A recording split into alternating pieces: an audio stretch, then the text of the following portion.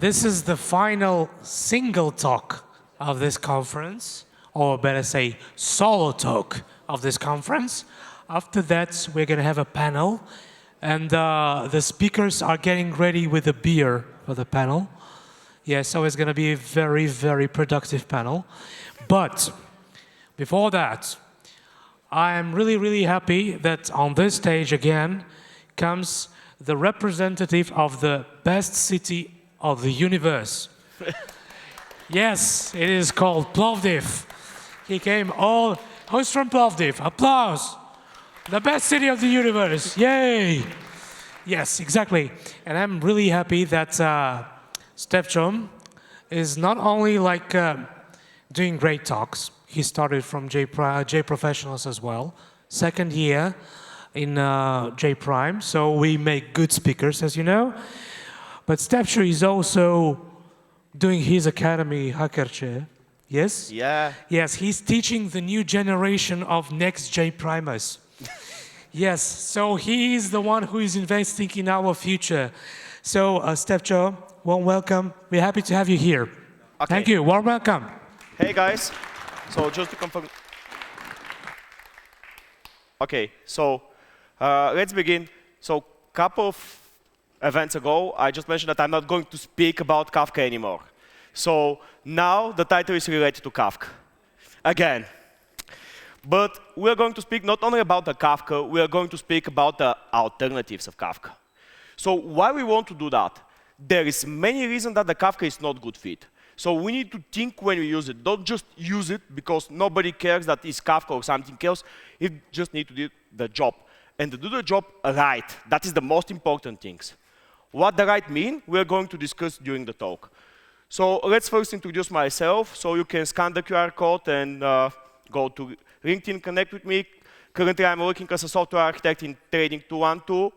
So let's begin with the real part of the talk. What we are going to speak about. The first thing we are going to speak about is the message technologies, the role of them in our distributed world. Everybody of us are doing microservices and things like that, so we need to know how to use them.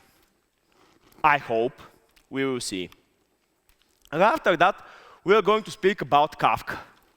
First of all, we need to know what the Kafka is, how it's working, where are the problems in the Kafka, and right after that, we are going to speak about the alternatives.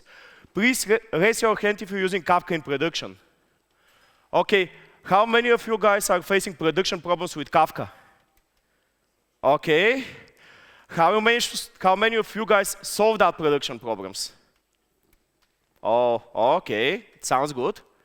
So we are going to speak about them. We are going to understand why there are some problems and how we are going to mitigate them.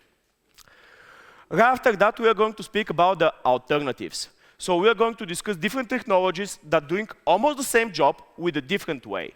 We are going to speak about the Aeron, Chronicle Queue, NATS, and many more, or at least some of them. We are going to deep dive in two of those technologies and try to understand how they are different with Kafka, and probably it's good to use them in some cases.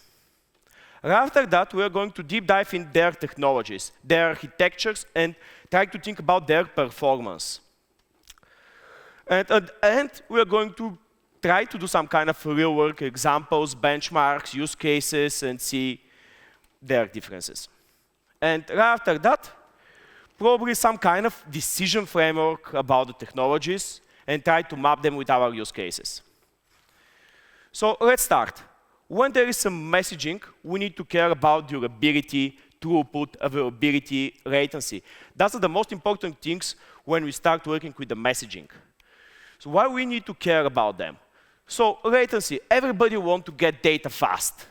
Doesn't really matter if you're working in the trading industry or banking industry or every kind of industry, the data should be coming fast, or at least as fast as possible. Most of us are working in the big data world, so the throughput is very important. Let's imagine that you're working with many different exchanges and you need to get that data. All of those trading market data need to come to your service. So there is a lot of megabytes per second that you need to process. So we really care about the throughput. Durability probably really depends on the use case. So the main question that we are going to ask today is, do we really care if we store that data, or the data is going to be out 1 second right after we receive that data? Do we care about the data that it's not useful for us? Depends. And after that, we are going to talk about the scalability. Every system should be able to scale somehow. We are going to see. Use case about the messaging. So there is many use cases. Event streaming, real-time analytics. We want to do LM almost real-time. We want to know if our customer is doing something really stupid or abuse our system close to real-time in order to react and prevent some bad things. So everything should be almost real-time. We have microservices. Almost everybody in the world have microservices at that moment, so we want to communicate somehow. Right after that, some sensors, who cares? Finance trading. So as I mentioned at the beginning, when you're working with the finance industry, the data is too much. And we need to process that data. And after that, we're going to discuss how the Kafka or other technologies could help us to process the data faster. Work aggregation. How many of you guys using Kafka for processing works in production? Or is there a buffer between the Kafka and LK stack? OK, only 2 hands. Guys, please raise your hand if you know. OK. If you don't know, don't raise your hand. What we are going to compare today? Today we have 3 demos. The first one is using Kafka. The second one is using technology called Aeron. And the third one is using something called NUTS. We are going to compare them. What we have in the one side, we have some kind of exchange. We have a WebSocket server that is the main responsibility to take the data from the exchange, parse it in the format that matters for us, and push that data to some other service. The next service on the chain is the service that the main point of using it is just to check the latency. How long it takes to process that data? OK, so that is the main things that we are going to discuss today and the main demo that we are going to see in a couple of slides. But before we move into the demo, we need to understand how the Kafka is working in order to know how to compare it with everything else. So we have topics and we have partitions. The topics is something that stores the data. It's some kind of name with many different sections. Every section of that topic is called partition. And when we send the data with key or without the key, we just provide the information how that data is going to be sent to the particular partition. And in every partition, the data is ordered. Basically, I mean, if you send the data with the same key, it's going to be in the same partition. OK. There is something really important. If you have 2 applications sending data with the same key, which application is going to win when you're sending the data? Nobody knows. There is no way how you can prevent that. Basically, who first reached the broker? After that, we are going to speak about replications. So in Kafka, you can replicate your data between many different brokers in order to have durability. After that, what happens when you send the data? Basically, sending the data means reaching brokers, reaching partitions, and that's it. So we do some kind of load balancing of the data. OK, let's move. How the message looks like in Kafka? So in Kafka, almost everything is binary. So the key is binary, the value is binary. You can compress the data. You can use Snappy, LZ4, or something like that. You can use JSON. You can use Avro, Protobuf. There is many different way of presenting your data in Kafka. Really depends on your situation. For example, if you're handling microservices, probably you're going to go with Avro and some kind of schema registry. If you want to process a big data, probably you're going to go with something else. What else there is in the message? There is a different kind of headers. So yesterday there is amazing talk about open telemetry and how you trace the data. So if you want to trace data with Kafka, basically you need to provide some kind of headers that can trace your message to all services. Also, in every Kafka message, there is a partition and offset. So we need to track where we are. And when we're persisting the data to the Kafka, we basically mark where the offset is and some kind of timestamp.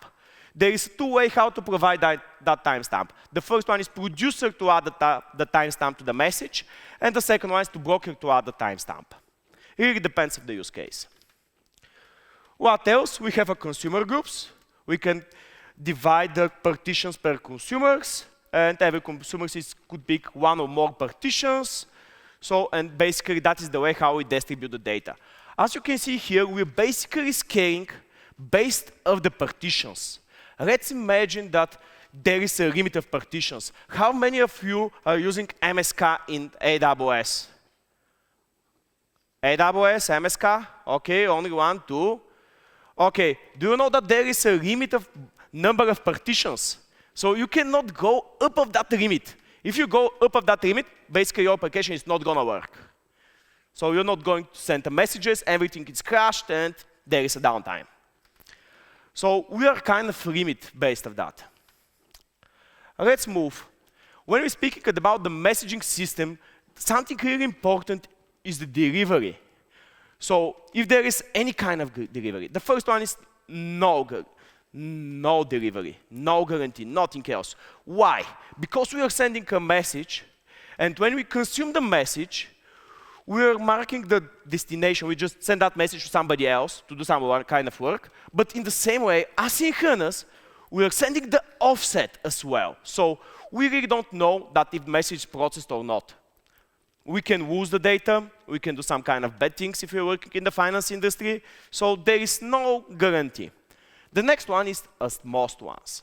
What does that really mean? We first said, OK, that message is already processed, and right after that, we process the message. So what could happen here?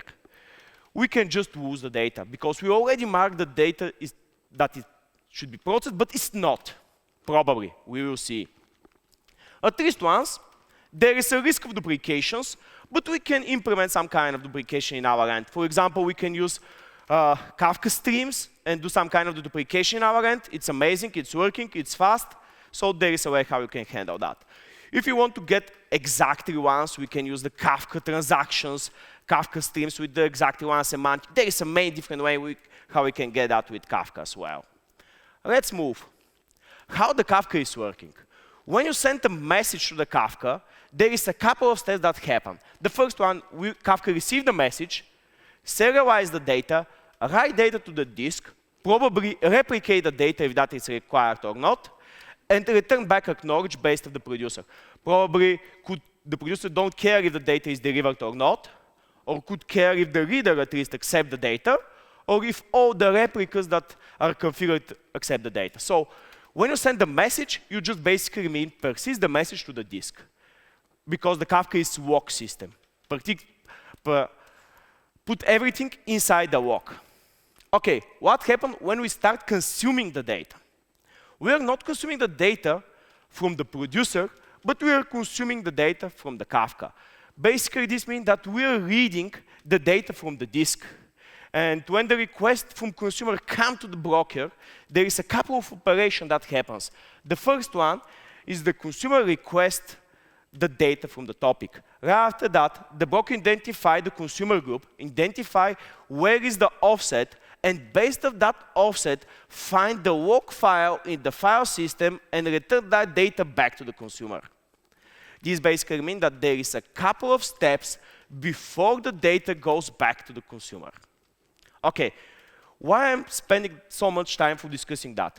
Because I can see there is a couple of operations that happen behind the scenes before the data is going to the consumer. So there is a latency. And we are going to see that a little bit later. OK. Where is the things that the Kafka is really strong? So the first one, the Kafka is really strong with using high throughput, scalable event systems. Most of us are seeing clusters with 10 and more brokers and could scale almost infinity. There is always a limit, but could scale very well. There is a persistence walk for durability. Everything that we send to the Kafka, configured correctly, it stays for some times. Could stay forever if we're using compact topics without deletion, but it stays for some times. Okay, there is a big ecosystem around the Kafka. So there are many tools that are using Kafka. There is a Kafka Connect, Kafka Streams, KSQDB probably it's almost died, but it still exists. So there are many different technologies that are working with the Kafka ecosystem, and we can just use them. Okay, where is the limitations?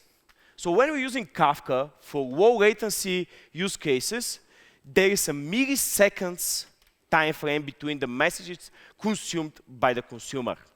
So it's not suitable for low latency systems. There is a complex setup. How many of you guys adding new Kafka brokers to your cluster? Or just create a cluster and don't care about that? How many of you guys? Somebody add a cluster? Okay, so there is many problems with that. So when you add a new cluster when you add new broker to the cluster, you need to distribute the data to that cluster. There is an additional operation that you need to do. If you do that in the time when you really don't need to do that, there is a problem, kind of. Okay, there is an overkill for low latency systems, and let's meet the alternatives. So every system has alternatives, and we need to know them before we start using the systems. So one of those alternatives. Okay, so let's move to the next one. Why we need alternatives? Right after that, I'm going to discuss the alternatives. So why we need alternatives? We need because of latency, simplicity, persistence, management overkill, operation, and cost. So if there is a way how we can move Kafka away, let's just move it because the Kafka is Aeron. So it's very big, it's very complex, and we need to think when we use it. So something else before we move to the alternatives, we need to understand how the protocols is working. What is the UDP? What is the TCP? What is the difference between them? In which case we can use which transport protocol? So the UDP is very fast. It's good for streaming, gaming, but it's coming with the problem that there is no consistency. There is no way for checking the errors. There is a little overhead, so it's fast, really fast. On the other hand, there is the TCP. There is to ensure that data is delivered. There is a way how you can handle the errors, retries, but at a lot of overhead. So we need to know which protocol we are using when we decide which message broker to use, or messaging system. So what is UDP multicast? So there is an easy way how you can send the data to the particular address and broadcast that data to all participants that want to listen to that. Let's say that I'm subscribing from the Taner presentations, and next time when the Taner presents something, I'm going to receive that. And all of you guys who subscribe to the Taner presentation is going to receive that. But that is coming from the UDP multicast. There is no broker in that way, and you can get the data more fast. Okay. The next thing that we need to think when we're using brokers is what is the backpressure. So there is a way how we can handle a lot of data in our systems and how we're gonna process that data without crashing everything. So we need to take the decision based on that when we decide which messaging system to use. Okay, now let's move to the alternatives. We're going to discuss a couple of them. The first one is Aeron. So the Aeron is high-performance UDP-based messaging system for ultra-low latency applications. Why we care about low latency applications? Let's say that the price of the particular stock is now around 100, 1,000, and something like that. In the next second, or less than that, the price could be changed. And we need to react if we're building high-frequency trading or the systems like market makers and things like that. So when there is a system that needs to respond fast, we care about the low latency. What else? We can use something called Chronicle Queue. It's basically another low latency queue messaging system that uses the memory mapped file. It's very suitable for finance industries, time series data. What else? We can use NATs. And the most interesting here, how I learned from that. for that particular technologies. One of my colleagues come to me say, okay, you present us different technologies, you speak for Kafka, Aeron, and things like that, but do you know that there is technology called NATS? I was thinking at that time, I really don't know, I just Google it, watch a couple of YouTubes, go over documentation, try it by my hand, and okay, this is awesome. There is many ways how I can use that technologies, and doing some perfect job that with Kafka, I'm not able to do it. Or at least I'm able to do it, but I need to do a lot of other things in order to achieve the same goal. So it's amazing. What else? There is the RabbitMQ as well. So with RabbitMQ, we can do traditional messaging system. Traditionally, just sending a message to the queue, process the data, do the work, and just that. So it's good. If you need to implement a notification system, so something like that, that's care about the order, or you want to implement the queue that have a priority or something like that, RabbitMQ is amazing. Okay, what else? Redis, it's good. So it's open source again. So yeah, it's good. About the Kafka. How the Kafka is really working. So behind the scenes, Kafka is working with the pool-based model. Basically, we pull the data from the Kafka. So when we're pulling the data from Kafka, there is a lot of configuration that we can do. We can configure our consumers for latency, for throughput. So we have that choices. So we can do that. The transport layer is TCP. If you return a couple of slides back, you can see that TCP is really slow. So yeah. Okay, scalability. Just add more brokers, but you need to handle how you're going to distribute your data in the cluster. Okay. Let's see the quick demo and see what we got with that. So I built a couple of projects. The first one with Kafka. So let's just see what we have. It's typical Spring Boot application. There is nothing special. It's just Spring Boot. So we have a client, and inside the client, we have a WebSocket. The WebSocket is connecting to one of the most famous crypto exchanges. I'm care only about the BTC-USD because I'm doing a trading, and I have a server in my home that basically do kind of trading for me. So I just care about the BTC-USD because the prices goes bigger and bigger, and I could make some money. So I really care about that.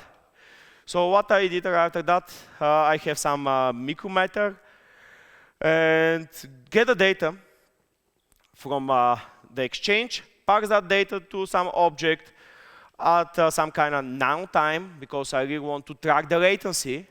So I really care of nanoseconds, and send that data to the topic. Okay, what else I'm doing here? I just use the symbol as a key, because I want to distribute that data to the same partition in order to have a guarantee that when I'm processing them, I'm going to process them sequentially. Okay, amazing. And basically, that's my first application. Let's try to run it. Let's first confirm that my Docker is running as well. Okay, it's there. And let's run that. I hope it's going to work. We will see. Okay, the configuration is there. And as you can see, that we are producing so many messages to Kafka. Okay, amazing. Let's try to consume them. So before we move to the consuming, let's look how I'm configuring my producer. So inside my producer, I just add a couple of things. First of all, I just add ringer milliseconds to be 0, because I want to push the data as fast as possible to the broker. Okay, what else? There is a batch size, but I'm not going to go to that batch size because I'm pushing the data as fast as possible, and I only care if only one of my brokers produce the data, get the data, because I don't care about the durability in that particular example. Okay, what I'm going to get from the other application. So let's look at that. First of all, let's start with the configurations. As I mentioned in the beginning, there is a way how you can configure your consumer, your producer for latency or for throughput, or between. So I'm configuring my consumer to pull the messages also when there is at least 1 byte to get the data. This basically means getting data as fast as possible. When the data is there, just get that data. And I add some kind of interval because working is so slow on my machine. So one of the most slow operation is just writing to the city out. Okay, let's see. Let's just run the example. I hope it's gonna work. We'll see. Okay, it's there. Let's wait a couple of seconds. And now we're going to open my browser and verify the latency of that particular application and see how long it takes to process the data. So we're going to ignore the first couple of messages because I start my producer a little bit earlier and the messages are too old, but we are going to focus only to the live data. So let's move. I hope that this is the correct port. Let me see. Okay, let's zoom. Search for Kafka. Latency, refresh a couple of times. Search again. Okay. This is what I'm getting at the moment. So current latency is those milliseconds. That's because the first couple of times the data is too old. If I restart the data again, or at least I'm restarting the application again, let me do that. It should be a little bit faster than that.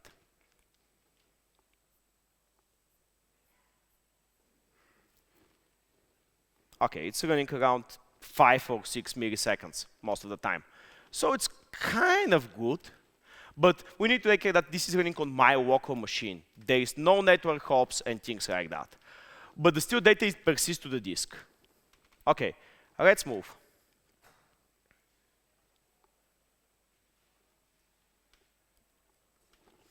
We're going to discuss something called Aeron. The Aeron could be divided in 3 main parts. The first one is Aeron transport. This is only the way how we are sending the data. The second part is called Aeron cluster. With Aeron cluster, you can send the data, you can have a fault tolerance, you can just distribute that data around the cluster. Everybody's taking the same data, do the same work, but only one produces the output. It's amazing. So if you need to build a crypto exchange, probably you're going to have 3 or more matching engines that are doing the same job, and only one of them to produce the output. If most of them produce the output, that's going to be a big problem, and we are going to give the money to the person that we don't want to do. So there is something else called Aeron archive. That is the way how you can get the data and save data somewhere to the disk. Right after that, there is a way how you can replay the data. For example, in every system that is working as a crypto exchange or something like that, you need to be able to process the data because everything is like events that need to be processed again to rebuild the state. For example, if you have an order book and your system is just crashed, you need to process all the data in order to rebuild the same state. Okay, let's move. What are the main things that we can achieve with Aeron? So the most important things here is that we can go less than 1 second, 1 milliseconds, latency between hops. We can process at least 1 million messages per second. Okay, we can run that everywhere. We can run that on-premise, we can run that in cloud, we can run that in Kubernetes, but it's a little bit hard to do it, or at least I don't manage to do that. It's brokerless. So when you use the Aeron transport, there is no broker. You can just send the data over UDP to all participants that want to get that data and do some kind of operations. Okay, how that really works. If we need to speak about the Aeron and how it's working, basically there is 3 different components. There is a client. We are building Java applications, so our Java applications are the clients. There is a media driver, and the media driver is responsible to communicate with the media. The media could be UDP, IPC, or something like that. the media driver just take the data and try to transport that data as fast as possible to the media. Also save that data into the work buffer. Okay? Let's discuss some of the things that Aeron could do. So the Aeron is push-based. Basically, you're pushing the data as fast as possible. It's using QDP, so it's fast. You can do that with multi-class as well. So you can have one or more application that is interesting to your data. So there is a backpressure as well. You can implement that backpressure with the flow control. For example, you are able to say to be as fast as possible, as faster consumer you have, or to be as slow as possible as the slowest consumer you have, or to be in the middle. So there is some kind of flow control that you can implement with Aeron. Okay, so what else we can do? It's basically, there is some kind of limitation. There is no good technology that you can just get and put it in every place. There is always limitations. One of the limitations of the Aeron, at least that I'm facing when I'm working with the Aeron, is the limited scaling. So what that really means, there is no just way how to get the broker, add it, and scale. That's not going to work because there is no broker. It's brokerless. Also, with my tests, I'm able to just go around 15K messages per second. So it's kind of good. It's not designed to go with the same scale as Kafka. So the Kafka can process terabytes of data. But with Aeron, we are not able to do that. OK, let's look at the demo with the Aeron. First, I need to stop the Kafka. And what we have almost the same demo. It's again a Spring Boot applications, because I want to be easy to just run it and don't think about anything else. I have a subscriber. And inside the subscriber, there is a lot of configurations. So the first one is the media driver context. I basically describe what to happen with the directory that stored my work when the application is starting. So first of all, I want to get rid of that data because it's not important for me. I don't want to store it. On shutdown, I also want to delete the data. Why I'm doing delete the data on startup and on shutdown? Because the data is old. The application could crash with out of memory and things like that. So I don't care about the data right now. Something else that is really important, that is the trading model. So if we return back to the presentation, a couple of slides ago, we see that the media driver have 3 components. And there is a way how to configure those components to be a separate threads or to use the same thread. So if you use the separate thread, you basically got to get the better performance because the thread is only for you. Right after that, we describe a couple of different strategies, what we can do with our threads when there's no work to do. So currently, we are doing busy, spin, idle strategy. This basically means that we are keeping the same thread busy with some kind of operations and don't give that thread to somebody else. And the processor is only for us. Amazing. What else? With that particular example, I'm starting the media driver, which is embedded. So I can start another process, probably in C++, that's going to be a little bit faster than that. But with my current example, I'm starting that my media driver is embedded working in my Java process. What else? I'm connecting to that. I'm just at a subscriber. Basically describe which is the channel, which is the stream ID, and right after that, I'm just pushing the data to it. Let's see where is that. Probably somewhere below. OK. Bookmap. This is the subscriber. Let's see the WebSocket one, because I'm sending the data on the WebSocket. It's here. Let me check. OK, send. And basically, I'm sending the data. So just simple like that. Get the data, add it as a string, or use some kind of protocol as a simple binary encoding to send that data over Aeron. OK, let's run that example and see what happens.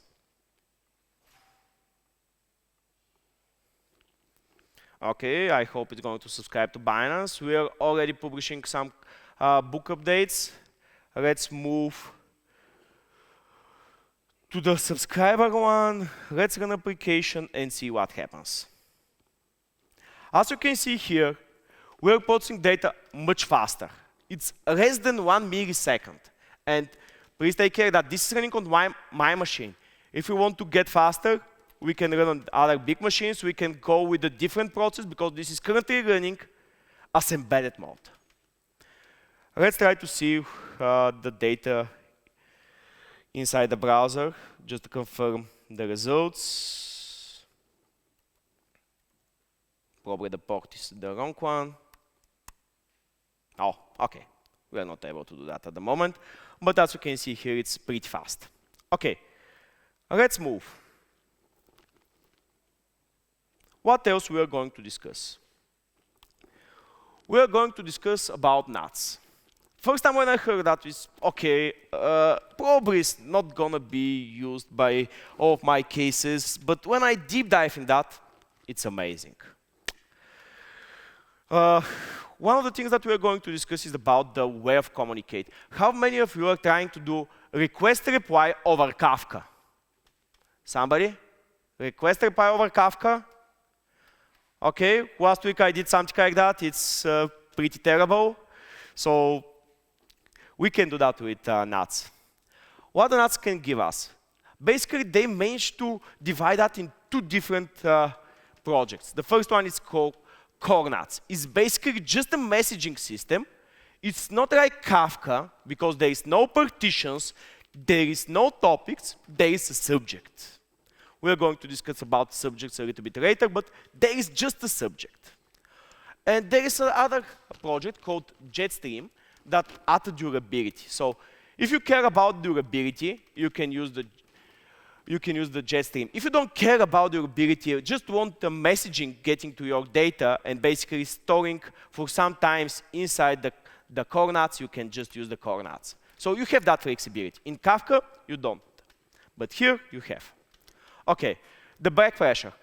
So the nuts support 2 kind of things. Support the pull-based and push-based. So you can decide which of those to use. What else? How the nuts scaling? Basically, just get and add new cluster, and it's going to scale. OK, why? Why we need that? Do we need to replace our Kafka with something like that? Probably. Depends on the use case. So let's see what we can do with nuts. With nuts, we can just do a pub subscribe. We can subscribe to the stream. We can get the data. We can process the data. Nothing special here. We can do request reply. So there is a way how we can say that when you're sending some kind of data, for example, you want to send the email, but when the email is get back, to persist that email is already sent to your customer in order to not spam your customers. So you can implement that with nuts, because when you send a request via message broker, the message broker is going to reply to you that the data is there, the request is finished, and we have one-to-one relationships, we are happy. What else we can do? So I just mentioned a couple of minutes ago that I'm going to speak about the subjects. So let's imagine that you have orders. Orders completes, orders processed, order received, and send all that message to the message broker.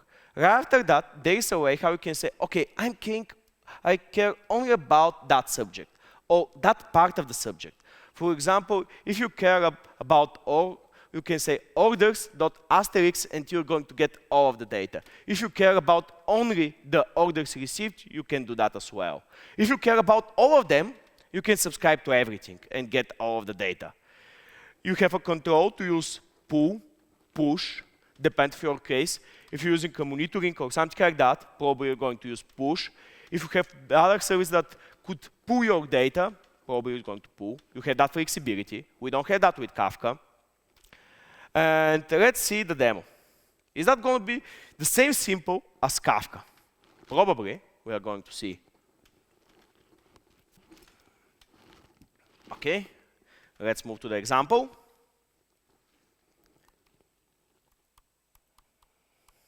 And let's first start with this WebSocket. Again, it's simple Spring application. We have a client and almost the entire logic inside the client. So we have some kind of configs. Basically, in the configs just describe the connection and build that for us. What we have in the client. So again, we are getting some messages. We add some metrics. We read the data, add the timestamp, convert that data to the payload, some kind of bytes, and publish that data. And here is the subject. So in the subject, I have book, ticker, also have booker get symbol, and send the payload. OK, amazing. Let's do that. Let's run that example and see what happens. I hope that I stop all other applications. So let's run that. Probably it's going to work. OK. Yeah, it's working. Let's move to the consumer part. So inside the consumer part, I'm going to just go in the book ticker consumer. What I did here, I subscribed to the book ticker BTC USDT. So I hope that I'm going to get only that data. Let's see. Let's run the example. And as you can see, we are getting only that data. As also you can see that the latency is much faster than Kafka, because the NAT is optimized for low latency as well. Not low latency as Aeron, but still better latency than Kafka. OK, what else we can do? Let's just open the README, because I don't remember the curl. I'm going to add one more pair. I just want to confirm that my subject is receiving only the BTC USDT, because I don't care about others. Let's imagine that you have a WebSocket and connecting to that WebSocket, and your client only wants to receive the BTC USDT pair, and you don't care about all other pairs. But if you stream that data with Kafka, with different partitioning, you need to provide that data to all consumers that handle the WebSocket. But with NATs, you can just subscribe that, because the consumer is not really managed at the application. It's managed by the cluster. So you basically provide, I want that, and the cluster sends that to you. It's not the other way around. OK, let's see.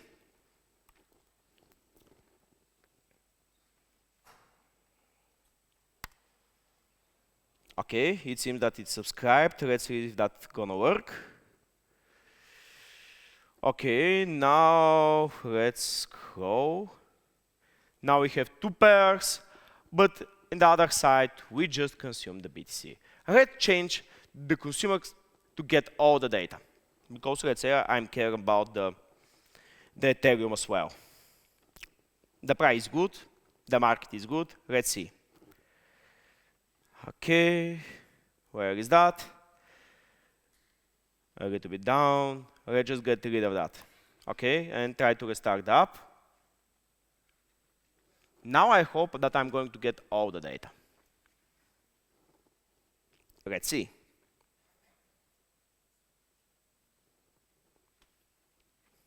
It's not working. Interesting.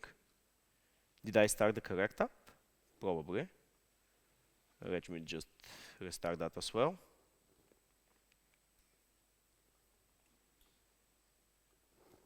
Strange. Do I need to just add that? Let's see.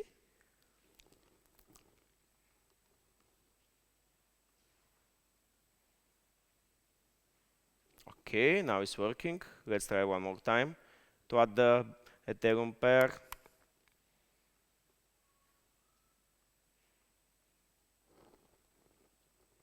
OK, now we are getting both of them. Amazing. So there is a way how we can subscribe only for particular information that we want. In the Kafka, there is no way to do that. Why? Because you basically partition your data based on the key and do some kind of hash and set it to only particular partition. So you need to know in which partition your data to subscribe to that partition to get the data back. Here, we don't care about that. We just use subject-based. OK, let's see. What else? Let's try to compare them. So Kafka, TCP. Persistence, disk-based, backpressure, pull. We are pulling about the data. If you're slow enough, probably we're not going to get the data because there is some kind of retention. Scalability, scalability by the money. So just add a new broker and everything gonna work. Scale by the money, scale by the credit card, amazing. Aeron, the protocol, UDP multicast. You can persist the data or not persist the data. You have that flexibility. You have a flow control. There you have a windowing, but it's limited for scale. It really depends what you want to achieve.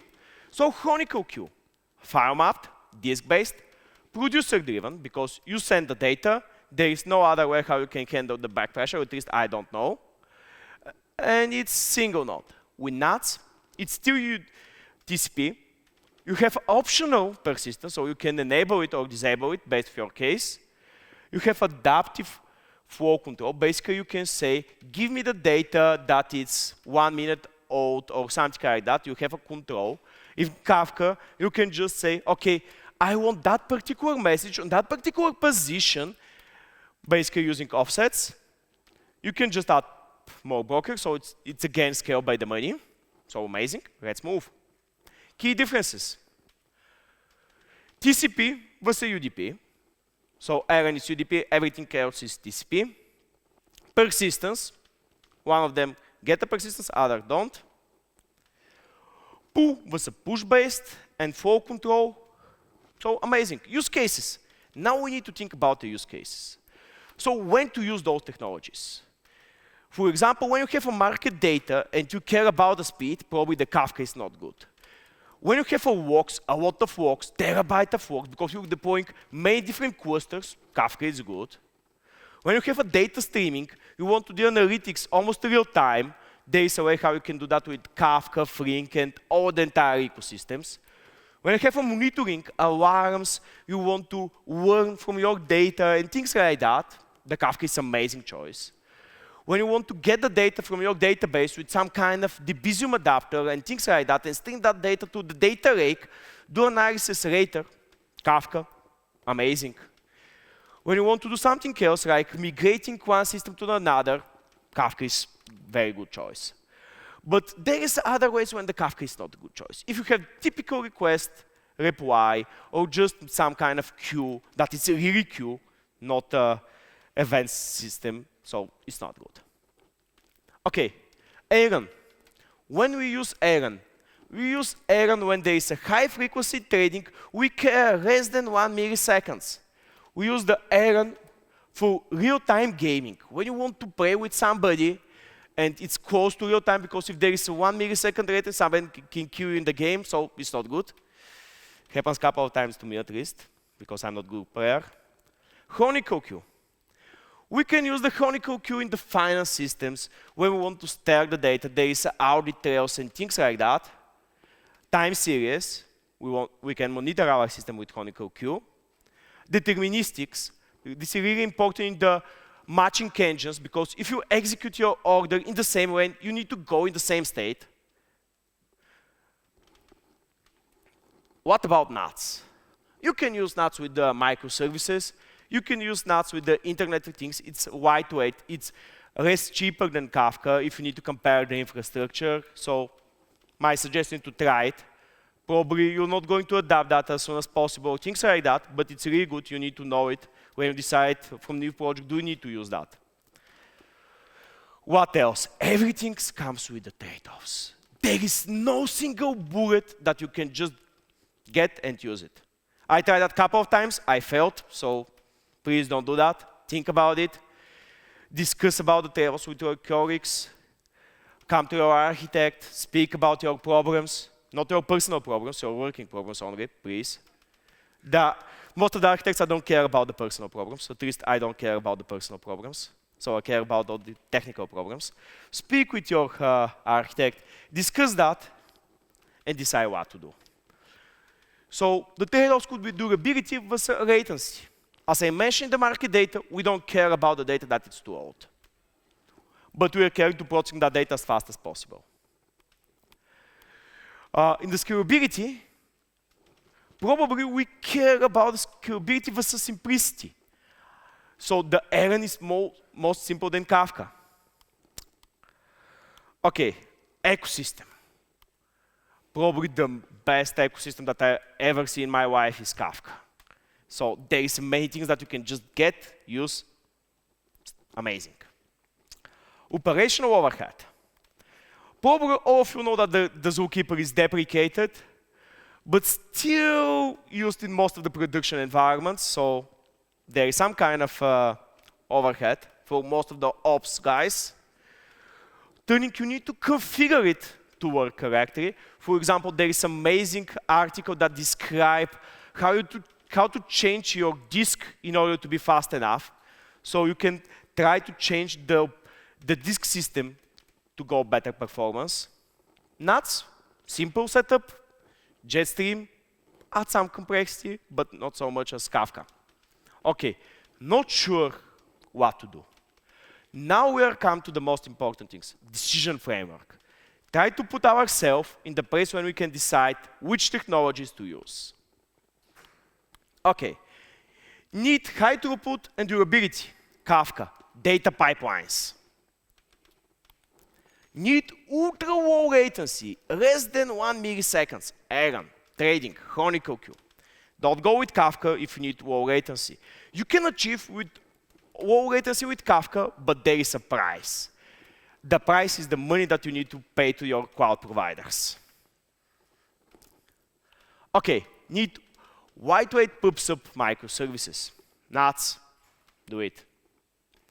Need trading queue. Traditional queue, not trading queue, sorry. RabbitMQ, amazing. Need in-memory streaming, Redis. Other things. When you decide which technologies to use, first and the most important thing to discuss with your team members, do you have experience with that particular technologies?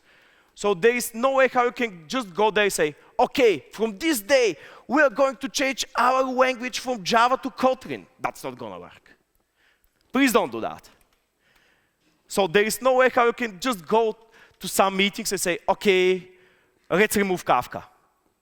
You need to think about your expertise in your teams before we move to that. Think about your infrastructure. So the problem why I'm showing everything now in my local machine because I did not manage to start the Aeron in my Kubernetes cluster, unfortunately. So we need to think the infrastructure. The budget. Kafka, too expensive. Not Aeron, probably not so much. Prototyping. Always do benchmarking. Don't take the things that I'm presenting here as just a tool. Just try it, run it to your local machine, go to my GitHub page, check out the project, do it benchmark by yourself, and see if it's good enough or not. So basically, that's it. Thank you, guys.